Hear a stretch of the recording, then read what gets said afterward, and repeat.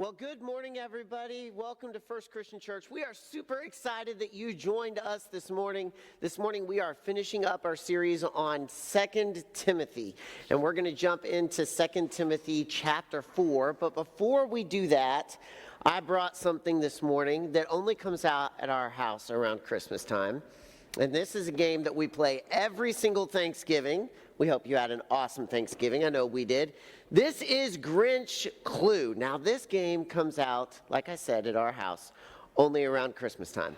We got this a few years ago, and it has since become a Thanksgiving tradition that while our food digests after the wonderful meal that we have had, we play this game right here. Now, I have to let you in on a little bit of CJ Muston psyche right here, so be prepared. I tend to get a little competitive with this game. See, some people play the game Clue, and you have to figure out in Clue who did it with what and where. In this game, you have to figure out who caught the Grinch, who caught the Grinch, and with what who item, and in what Whoville place they caught the Grinch. And for me, this game is a game where every moment of the game is an opportunity to gain insight on who did it, where, and with what. And so I tend to get a little competitive, and I have my little note paper, and I hide it behind a book so that nobody can see what I'm writing down. And during the entire game, I am taking meticulous notes. It's not that I just take a note and put check marks when I take a guess and people say whether I'm right or wrong. Oh, no. What I do is while other people are rolling the dice, I mark exactly what their guesses are and whether the people around the table said those guesses were correct or incorrect. And then I take notes on who I think may have what, and it's just this whole thing that goes on in my head. I absolutely love it. And we have an absolute blast playing this game right here as a family. This morning we are finishing up 2 Timothy, and we jump into chapter 4. And in chapter 4, verses 6 and 7, Paul says this. Paul says, I am already being poured out like a sacrifice to God, and the time of my death is near. I have fought the good fight. I have finished the race and kept the faith. Man, what an inspiring verse. As Paul sits in a jail cell waiting for the last moments of his life, he penned these words, and I can't help but think that Paul is taking a look back at the overview of his entire life. And he's saying, I fought the good fight, I finished the race, I have kept the faith. And my hope is that at the end of my life, I would be able to utter those same exact words. And as I thought about this verse over the last couple weeks, as I prepared for this sermon this morning, a question arose to my mind, and it's this. What fight was Paul fighting?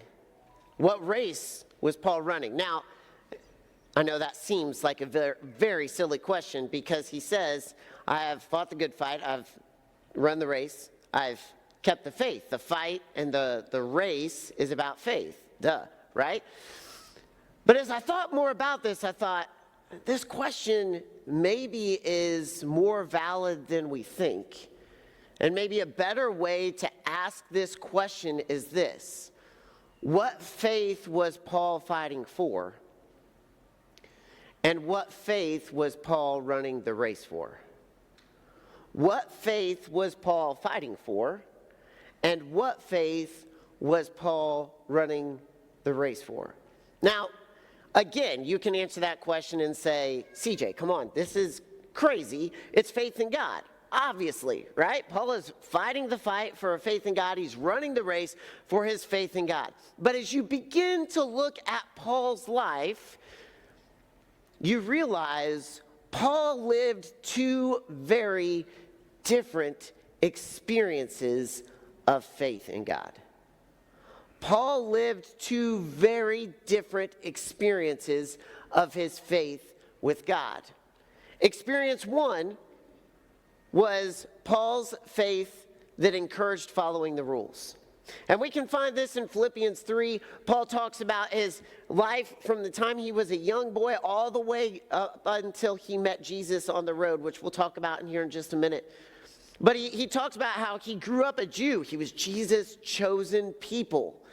And as a part of the Jews, he was trained under a super notable Pharisee, and he was trained to be a Pharisee, a religious leader, a person that would encourage people to follow the Bible and to follow God and to experience a faith in God. And as a Pharisee, through his training, he would have memorized the first 5 books of the Old Testament word for word. He knew the law of God, the rules of God, frontwards and backwards. Paul had faith in God. From the time he was a boy until the time he was grown, he had a faith in God, and his faith in God was this: if I follow the rules and I have everybody else follow the rules, I'm going to be saved.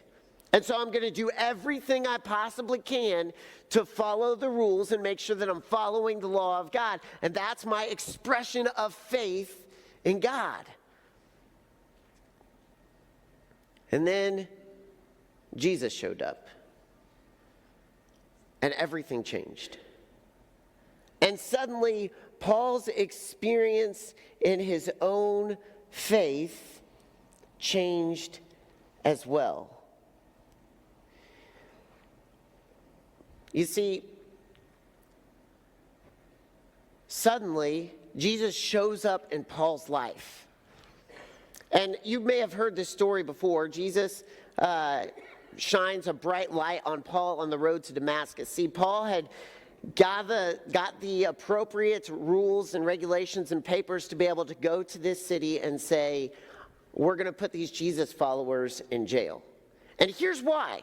Because Paul knew that his faith in God, the fight that he was fighting for his faith in God, was going to squash anybody that got in the way of the law of God. So when Jesus came on the scene and Jesus said, you are saved by my grace, when Jesus said, you are saved not because of anything that you do, but because of everything that I did, Paul was like, no, you don't understand. That's not faith in God. We're going to fight this. We're going to squash this. And if it means putting people in prison, and if it means killing people, that's what we're going to do to make sure faith in God is followed.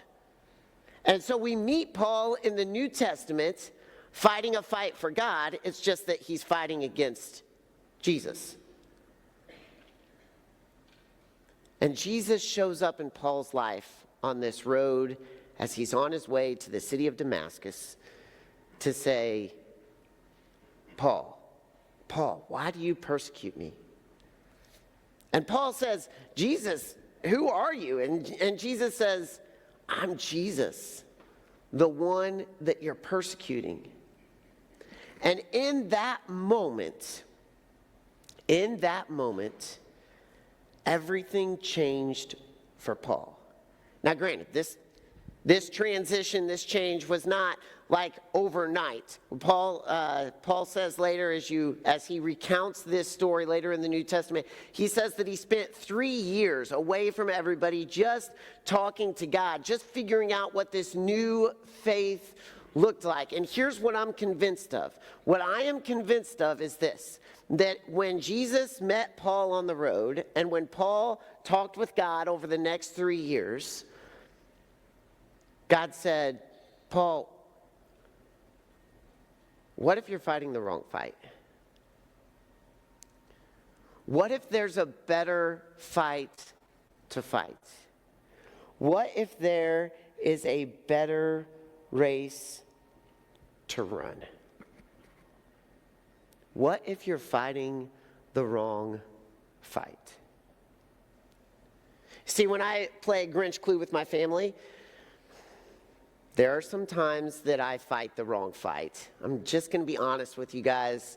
There are some times that I'm like, we are going to follow the rules and stick to the rules, because if we follow the rules and stick to the rules and everybody is quiet and everybody rolls their dice like they're supposed to and everybody makes their guesses and nobody interrupts and everybody makes sure that they are towing the line, then I'm going to be able to gather all the information and I'm going to be top dog and be able to make sure that I am right there in the competition to try to win it all.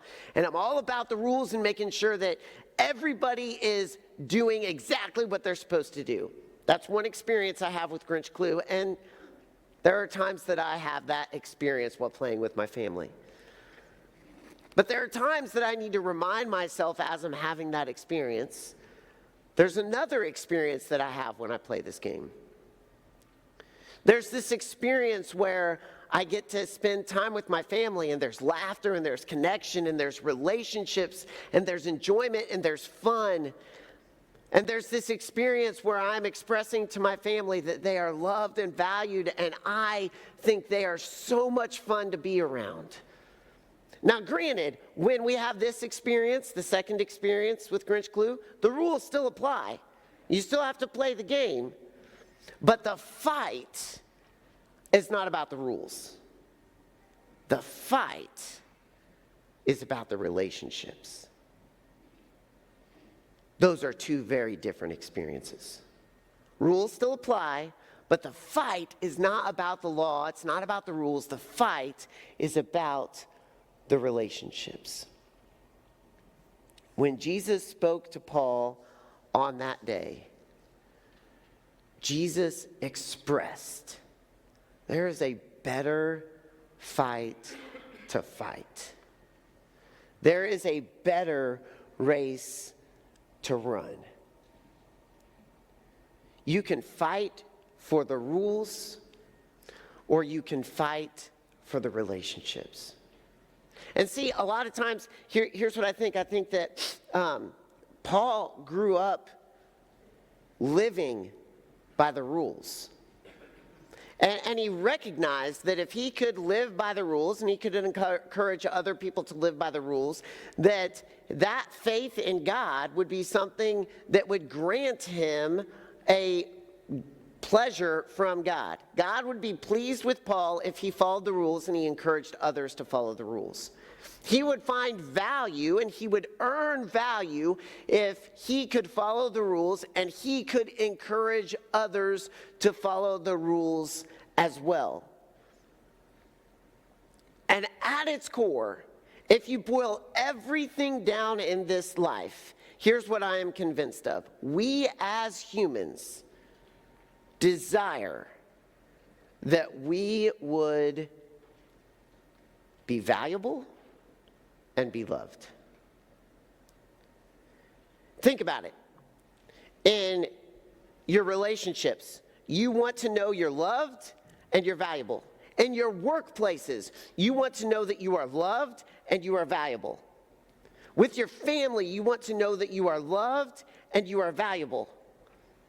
In your friendship circles, in your hobbies, in your sports, in your academics, you want to know that you are loved and you are valuable. And everything that we do in this life, I am convinced, is chasing after those two things.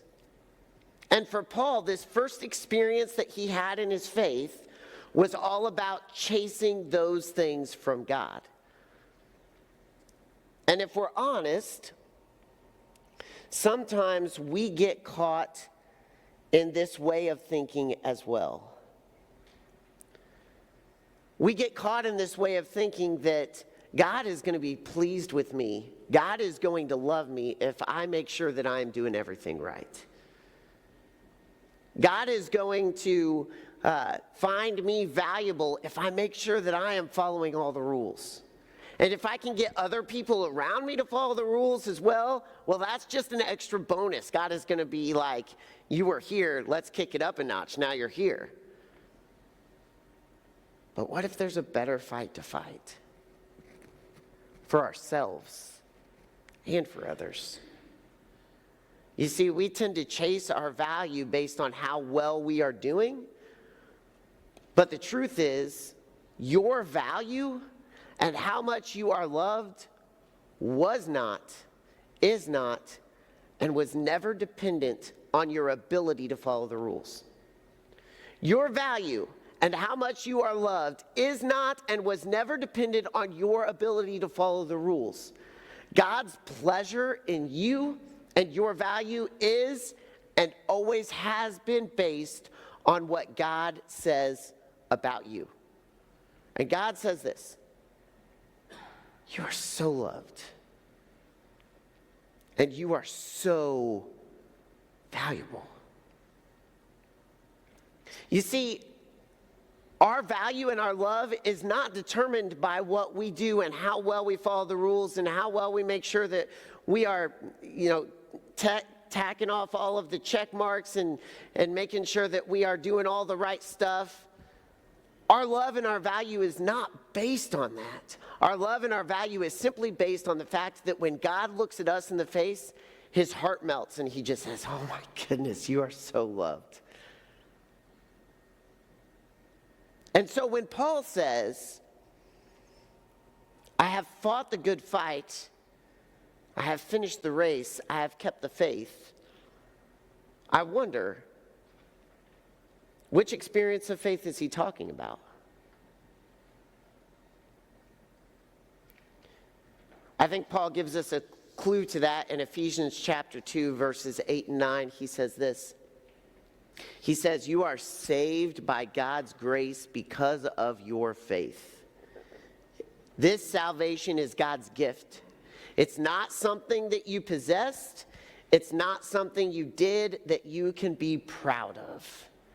You are saved because when God looked at you, he said, it's worth every moment. It's worth every moment of leaving the glory of heaven and walking this earth. It's worth every moment of experiencing humanity. It's worth every moment of going to the cross. You are valuable. And think about it, as this Christmas season rolls around and we decide to begin to give gifts, we don't give gifts based on the fact that someone is like, I think they've done enough for me this year that I guess they're worthy of this gift. No, we give gifts because we love the people around us. And God looks at you and he says, you are worth it. You are worth every moment and every sacrifice and everything I experienced on the cross. Just like Paul, we have an opportunity to live two different experiences in our own faith. We have an opportunity to live the experience of faith where we chase the rules and we encourage others to chase the rules as well. Now, hear me very, very clearly, because I want to make sure this is clear. The rules are still important. Jesus, the best life we can live on this earth is the life Jesus created us to live. It's just that the fight, there's a fight for the rules, and Paul would say there's a better fight for relationships and value. I love the verse that Jesus says, and this verse has really challenged me pretty recently in the way that I think about myself and the way that I think about others. In Matthew 22, Jesus is talking to Pharisees, and he says, after being questioned, he says, love your neighbor as you love yourself. Now, I have heard this verse countless times. I have read this verse countless times. I have been challenged personally by this verse countless times. And every time that I'm challenged by this verse, it's that I go out and love others well. I should be loving the people around me. But I think Jesus was really, really intentional here. He said, love your neighbor as you love yourself. You see, the love that is expressed out from us has to begin with the love that we know and feel inside our own core of who we are. The love that oozes out of us toward the people around us is going to come from how we feel about ourselves, how loved we know we are, and how valuable we know we are by God. And see, I fall into this trap. I fall into this trap where, man, I start to think about my mistakes, and I start to think about my flaws, and I start to think about my failures. And suddenly I find my value decreasing. And I have to remind myself, my value is not based on any of that. My value is only based on what he says about me. And if I can live that truth in the core of who I am, that's going to ooze out to the people around me. And they will experience value not based on who they are, what they do, their ability to follow the rules. They will experience value based on what he has already said about them. And so part of fighting the fight for faith, and I would say a core part of fighting the fight for faith, is fighting the fight that we would know our own value. That we would have faith that what God says about us is the only thing that matters. You want to talk about faith. When the world beats us down, the only thing that matters is what God says about us. When people hurt us, the only thing that matters is what God says about us. When we make a mistake, the only thing that matters is what God says about us. Our mistakes don't define us, God defines us. And so I would argue that when Paul says, I have fought the good fight, I have kept the faith, I have finished the race, the faith that he is talking about is the faith that says, I've made a lot of mistakes. I've killed people. I've imprisoned, I've tortured people. My value, though, is only based on what he says about me. And I imagine over the course of Paul's life, he had to remind himself of that over and over and over and over again. It was a fight. It was a race. It was a marathon. My value, your value is based not on anything that we do. It's only based on what he says. And if we can love ourselves well, that is going to leak out of us to the people around us. And so this morning, I want to give you a challenge. It's going to be weird. Up front, going to be totally awkward, totally weird. But if you can hang with me, I think this can be really, really valuable, a really good tool for all of us. Here it is. It's a thing called mirror work. In her book called Worthy, Jamie Kern Lima talks about this idea of mirror work. And I had heard of this before, but I'd never really dived into it. And in her book, she explains it really, really, really well. And mirror work starts with eye contact. I don't know if you know this, but it has been scientifically proven that when you make eye contact with someone, that there is a connection there. A connection that is deeper than just a visual, but a connection to inside each other. And the longer you hold that gaze, the more the connection is. That's why when you hold eye contact with someone for an extended period of time, one of you will look away because it starts to get uncomfortable because you are seeing the soul of one another. That's why when two people are interested in each other, they will gaze into each other's eyes. Because when we hold eye contact, something special happens and there is a connection that is made. Now, here's how mirror work works. You go in front of a mirror and you hold eye contact with yourself. You connect with yourself. You connect with your own soul. And you hold it. It's going to be weird. It's going to be uncomfortable. It's going to be awkward. You hold it. And then you take a breath. And you simply ask yourself, do you see yourself? Not all the flaws, not all the mistakes, not all the bedhead or whatever it may be, do you see yourself at a deep soul level? Do you see yourself? And you maintain that eye contact. And then you take a breath and you simply say this: you are loved. You are really, really loved. And you, I would say CJ, you would say your name, are so incredibly valuable. You are loved. You are really, really loved. And you are so incredibly valuable. Now let me ask you a question. What would it look like if just the people in this room and watching online right now would live this truth?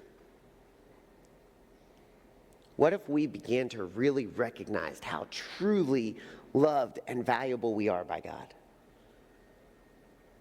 You know what I think would happen? I think that our workplaces would never be the same. I think our schools would be radically different. I think our friendship circles would be impacted in big ways. I think it would change the way that we go about our hobbies and go about the relationships and the circles of influence that we have. I think this community would be completely and radically changed. And I think people would recognize their own value from God based on how it just oozes out of us because we recognize our own love and our own value. When I think about fighting the good fight, when I think about running the race, when I think about keeping the faith, it's about fighting the fight to know my value, your value, the people around me's value. It's not based on what they do. It's not based on what I do. It's only based on what he says about us. And I think it's pretty incredible that some of Paul's final words on this earth were to express that truth to the people that would read his letters through the ages. So this week I encourage you, pick a time of the day, morning, night, noon, whenever, and try some mirror work. Fight the fight for your own value. Fight the fight for your own love, and let that faith that you are so loved and so valuable by God just ooze out of you to the people around you. Let me pray for you. God, thank you for this morning. And God, I just thank you for, just how incredibly valuable you see us. God, you are so, so good. And we are so incredibly lucky and so incredibly blessed that you would look at us and you would see us as valuable. God, I pray that we would live that truth. I pray that we would recognize that we are valuable not because of anything that we did, but simply because of everything that you did. God, I thank you for looking at us and seeing people that you delight in. It's in Jesus'